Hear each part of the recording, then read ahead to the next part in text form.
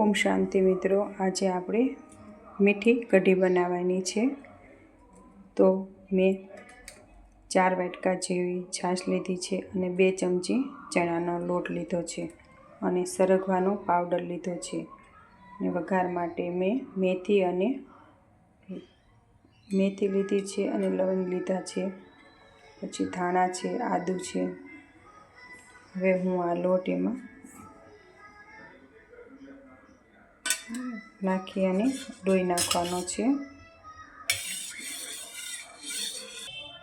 વઘાર માટે મેં એક બાઉલ લીધું છે, એમાં આપણે 1 ચમચી જેવું ઘી લેવાનું છે। મેં આ ગાયનું ઘી લીધું છે, તમારે જે તમે ઘી ખાતા હોય એ લેવાનું છે।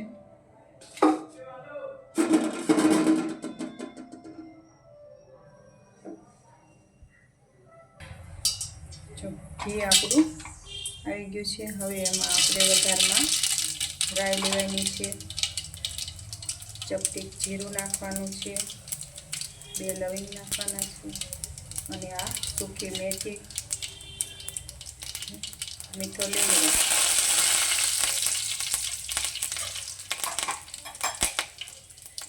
પીળી કઢી બનાવવાની છે એટલે હળદર એમાં નાખવાની છે।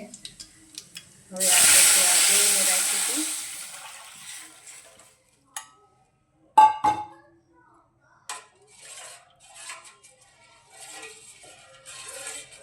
હવે આને આપણે આ રીતે ઉકાળવાની છે।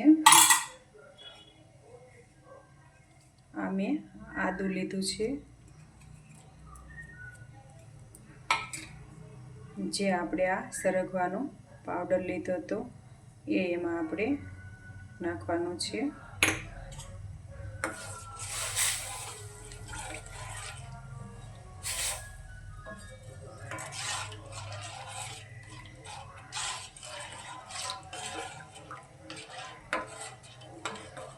હવે આને આપણે ઉકળવા દેવાની છે। ઉકળે ત્યાં સુધી આપણે ભગવાનની યાદમાં બનાવીએ।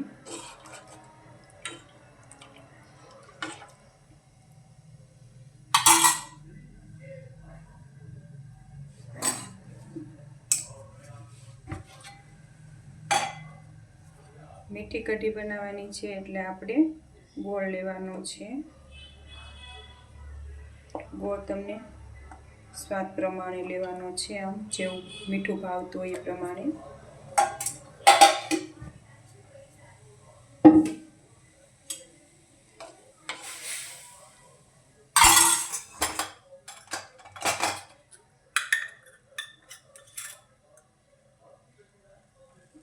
લાલ મરચું 2 ચમચી લેવાનું છે। લીલું મરચું તમને ભાવતું હોય તો તમે નાખી શકો છો, મેં આમાં નથી નાખ્યું।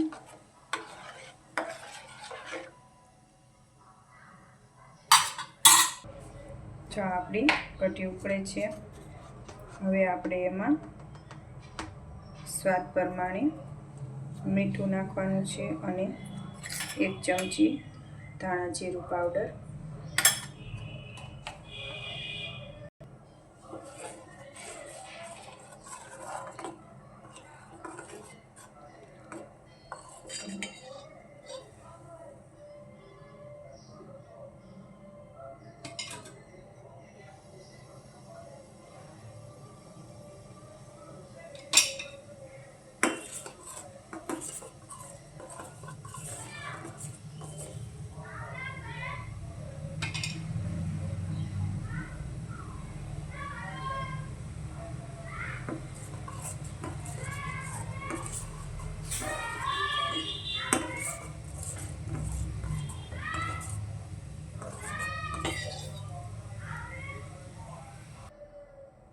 જો આ મિત્રો આપણે આ કઢી તૈયાર થઈ ગઈ છે।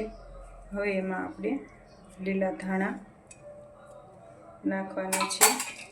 જો આ રીતે આપણે હવે ભગવાનને ધરવા માટે લઈ લેવાની છે।